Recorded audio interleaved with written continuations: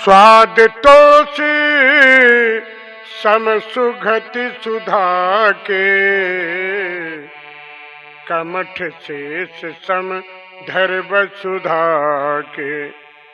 राम नाम जपने से कुछ ही दिनों में बड़े बड़े चमत्कार देखने को सामने आ जाते हैं। राम नाम में सारी सिद्धियां पहले से ही मौजूद हैं, जाप करने वाले को सिद्ध बना देती हैं, जिससे जीव का कल्याण हो जाए। इससे ऊंची कोई गति नहीं है। गति को ही मुक्ति कहते हैं, परम सिद्धि भी कहते हैं, जो इस राम नाम से प्राप्त हो जाती है। अमृत का स्वाद और तृप्ति के समान राम नाम है।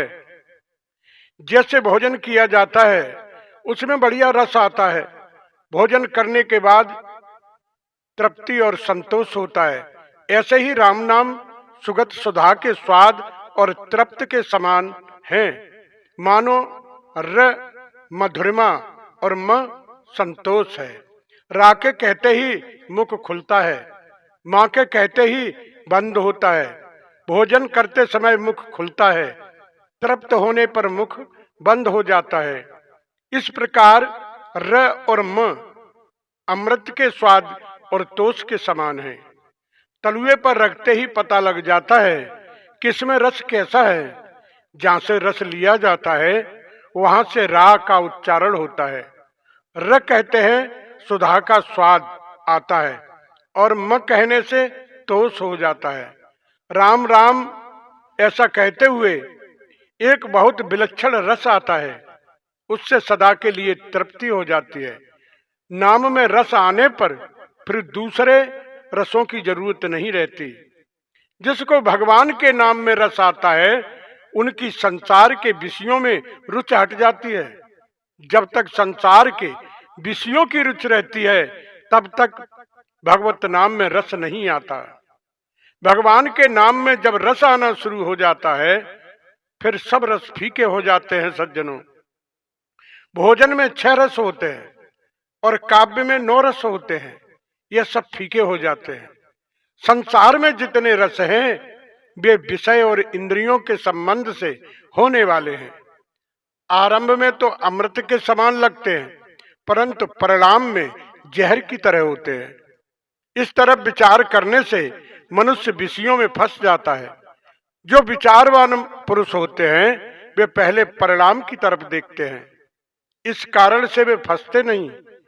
हे प्रेमीजनों, ये बातें ऐसे ही केवल कहने सुनने की नहीं है, समझने की है और समझकर काम में लाने की है।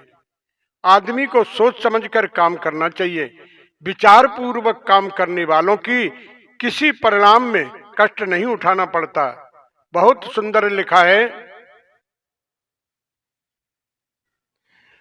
बिना विचारे जो करे सो पाछे पछताए।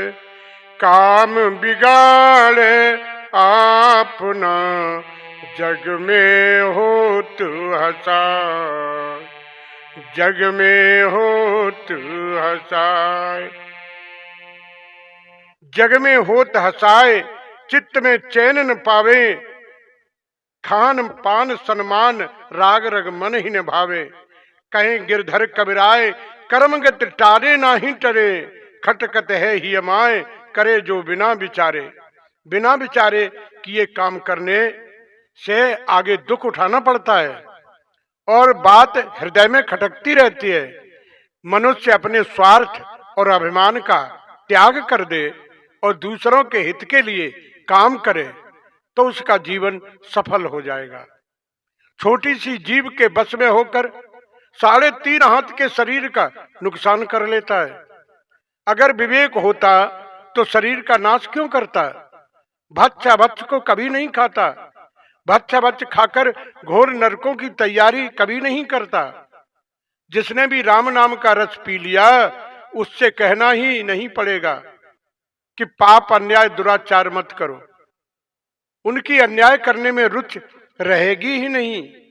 हे सज्जनों, माताओं, बहनों, भगवान के नाम में रस लो, इसमें तल्लीन हो जाओ, रात दिन इसी में लग जाओ। आपके सारे पाप दूर हो जाएंगे, आपको स्वतः ही गिलानी हो जाएगी। आप सबको मलिनता अच्छी लगती है, कारण क्या है?